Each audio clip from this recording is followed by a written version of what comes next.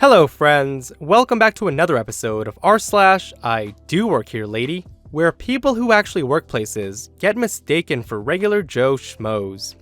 In this episode, you'll hear about a fire alarm tester getting mistaken as some punk causing trouble, a team lead getting mistaken as the new guy coming for an interview, a Starbucks employee who looks homeless, and another Starbucks employee mistaken as a thief.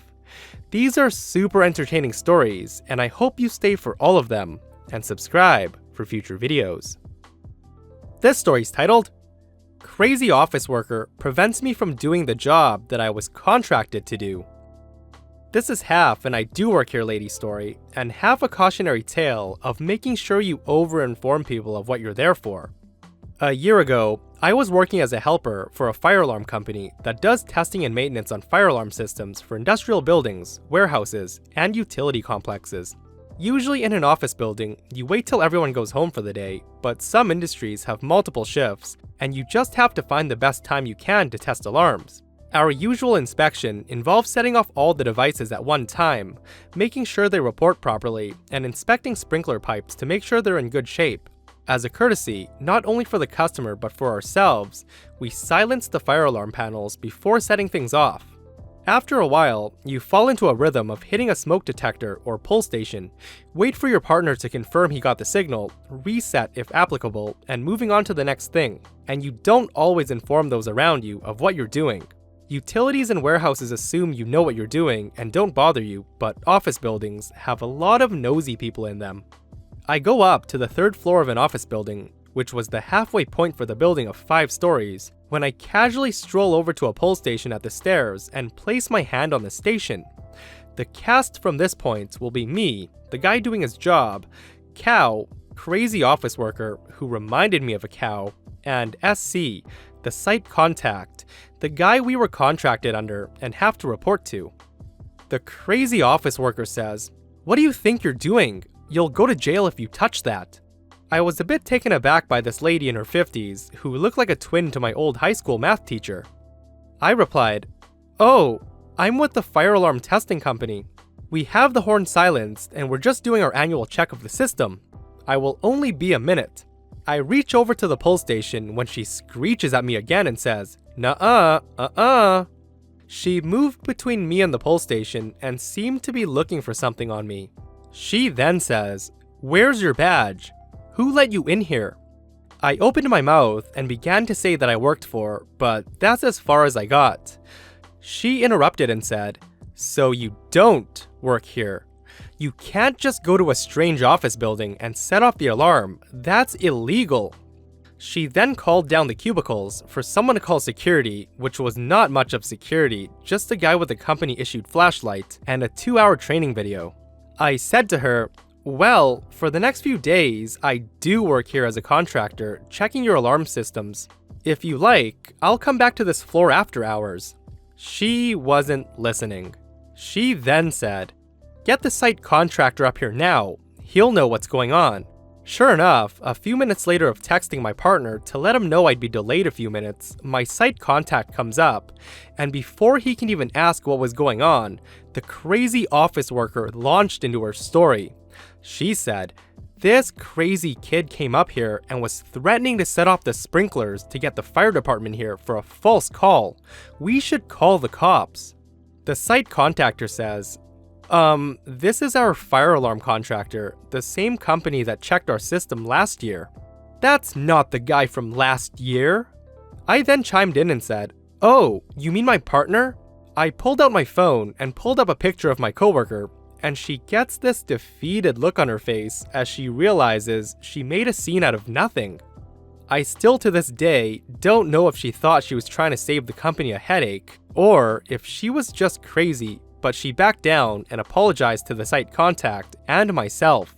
I try to keep my customer service smile on my face, but everyone could tell it was fake and only put on for her benefit. I said, "Here, I'll show you that I'm legit." I reached to the pull station and I pulled the trigger down, causing her to jump in a panic. No horns went off, no strobes flashed, and I said, "We disabled the horns this morning, and we're in the middle of testing. We'll make sure not to make noise until everyone goes home, I promise." Ever since then, I make sure to be obnoxiously obvious in what I'm doing, explaining to people what I was there for to the point of being annoying, but a few joking retellings of this interaction usually puts people at ease. As a contractor, yes, I do work here for the next few days, even if I don't work for you. This story's titled, I'm Not Interviewing, I Work Here. A few years ago, I had worked for a company over 5 years as a database administrator and team lead for the database group. Over the previous year, had been working remotely, so a few of the new hires on the teams in IT don't know me by sight. We recently needed to hire a few more developers for the web team. I had made it known to the management team that we need more developers with SQL experience, so the decision was made that I would sit in on the interviews rather than the others on my team. The day for the interview comes around, and I'm in my office. I print out the resumes for today's contestants. I'm the first to show up at the conference room with the resumes in hand and have a seat. About 2 minutes later, a junior web developer and a business analyst walks in. Since I've never met them before, I stood up to shake their hands and introduce myself. Before I can say who I am, they start in. The business analyst says, "You're a little underdressed for an interview, aren't you?" I replied, "Huh? I'm in blue jeans and a polo, normal attire for the office." The developer says, "That's okay. Do you have copies of your resume?" "Yeah, I have the one. Not yet catching on." Business analyst says, "Wow, you people are never prepared." Excuse me? How do you expect to get hired if you dress like that and don't bring copies of your resume? I start to catch on and said, I think I see the problem. The developer cuts me off and says, "I think you are the problem.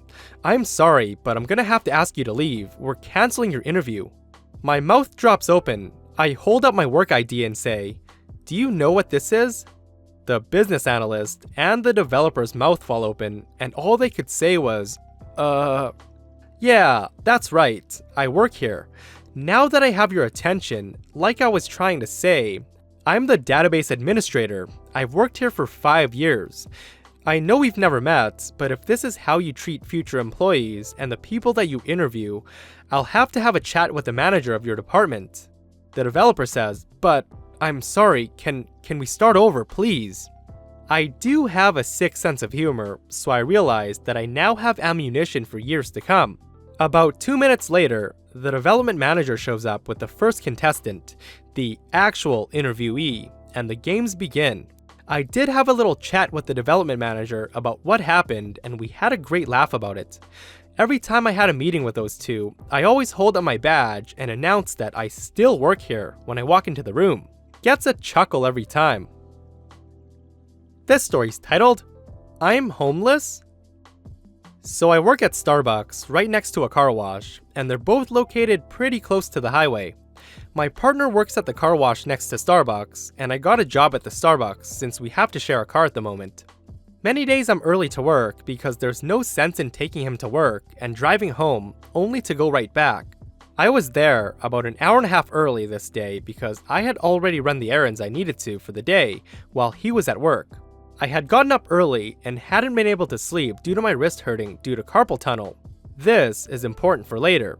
So here I am, sleep deprived, in my already covered in sugar due to working at Starbucks jacket, my bag beside me, and a bunch of art supplies that I carry around, a dirty shirt that I'd thrown on, and a depressed look on my face.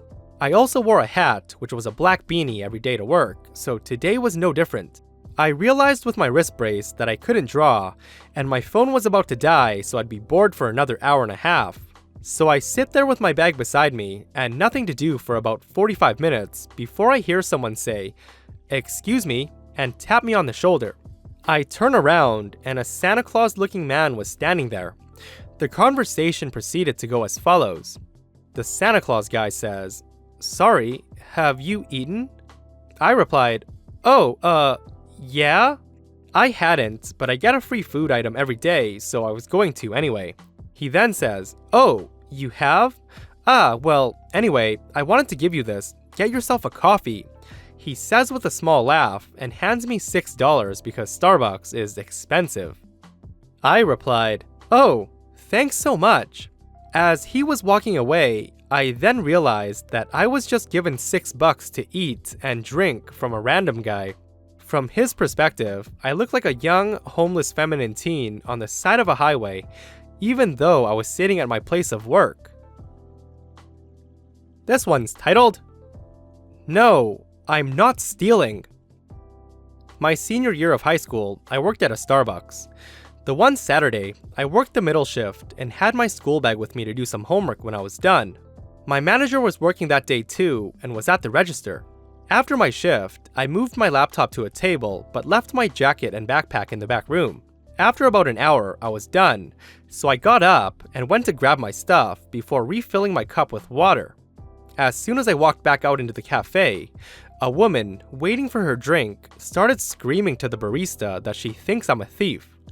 My manager walked over to try to defuse the situation, explaining that I do work there and just left my stuff in the back to do homework. She was still screaming when a cop happened to walk in. He would come in at least twice a week, so he knew me as well. The woman started exclaiming about how great it was that he was there and that he needed to arrest me for stealing money. He starts laughing and also explained that I worked there. The woman left about 15 minutes later, still complaining. I don't know why it took the manager and a cop to tell her, but I was just so happy she left, so I could go home. Hey friends, I hope you enjoyed this episode of r/IDOWorkHereLady. If you missed the last episode, it's right here. And if you aren't subscribed, hit that subscribe button and turn on notifications so you don't miss future episodes. See you guys in the next one.